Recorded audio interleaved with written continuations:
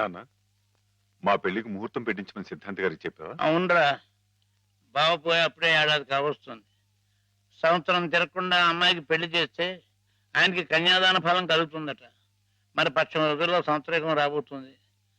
అందుకే ఈ లోపల ఏదైనా మంచి ముహూర్తం ఉంటే చూడండి అని చెప్పాను. వద్దు నాన్న, నువ్వేం తొందరపడకు. ఏమిట్రా, హేమకు పూర్తిగా నయమైపోయింది, రేపు ఇంటికి తీసుకెళ్లిపోవచ్చని కూడా చెప్పారుగా. ఏమైనా హేమన్ నాకు ఇచ్చి చేయడం న్యాయం కాదు. న్యాయం కాదా? అదేమిట్రా?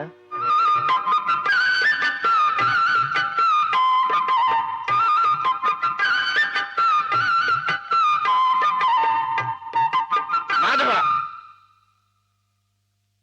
రండి అయ్యారు, రండి కూర్చోండి. చాలారా నీ మర్యాదలు. చండాలుడా, కడుపులో ఇంత కుట్ర రాసుకుని మొహానికి ఇంత నవ్వు పూసుకుని ఎంత వినయం నటించారా మా ముందు. అయ్యారు మీరేమన్నారు అయ్యా? అర్థం రేయ్, నిన్ను మా ఇంట్లో ఒక కుర్రాడుగా చూసుకున్నాను రా. అందుకే హేమ నువ్వు కలిసి తిరిగినా, హేమ నీ ఇంటికి వచ్చినా నీ మీద నాకు వేసమెత్త అనుమానం కూడా కలగలేదురా.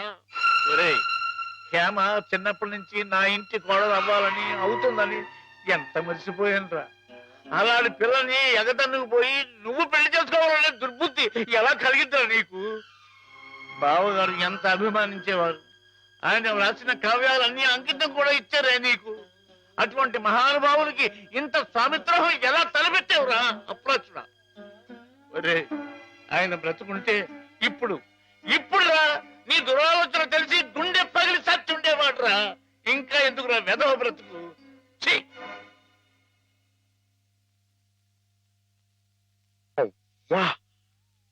అంత పని చేసేయండి ఎదవా, తప్పు కదండి.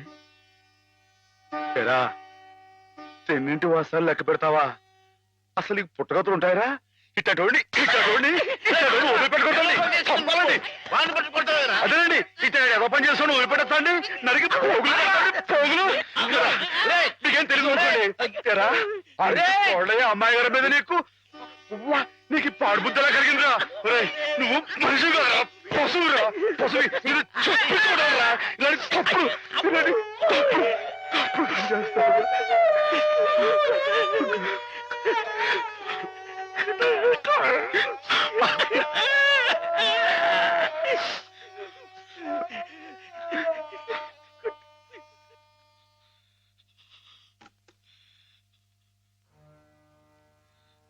ఏం బతుకురా నీది? ఏ ముహూర్తంలో పుట్టావురా? ఇంకా ఎందుకురా కావాలని బురద పులుముకుంటావు? నేను నానా మాటలు అంటుంటే నేను అట్లాంటి వాడు కాదు బాబు అని చెప్పాడు. ఇంకా ఎందుకురా పిచ్చోళ్ళ నటిస్తావు? ఏం బాగుంకుందామని నిన్ను చేరదీసి ఎంత అన్నం పెట్టిన వాళ్ళకి అన్యాయం చేసే మనసు మనసు చెప్పుకోరా.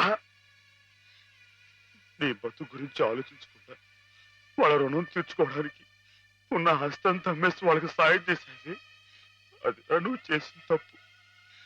నువ్వేమిటో నీ భవిష్యత్తు ఏమిటో చూసుకోకుండా వాళ్ళు బాగుండాలి వాళ్ళోళ్ళు బాగుండాలని 24 గంటలు ఏడ్చేవి. ఇలా ఇలా నానా మాటలు అనిపించుకోవడానిక?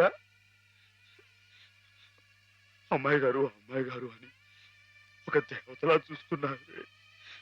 తడి దేవత సొంతం చేసుకునేంత గిడురా మాటలు పిచ్చదవా.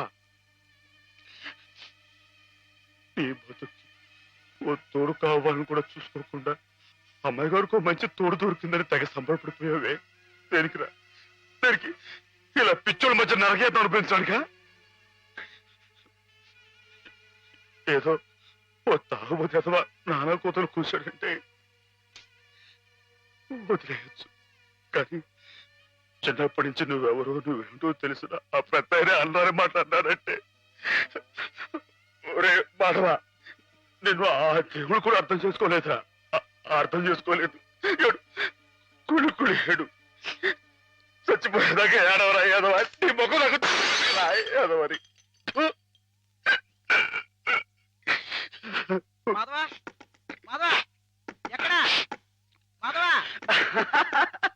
బయటికి రా.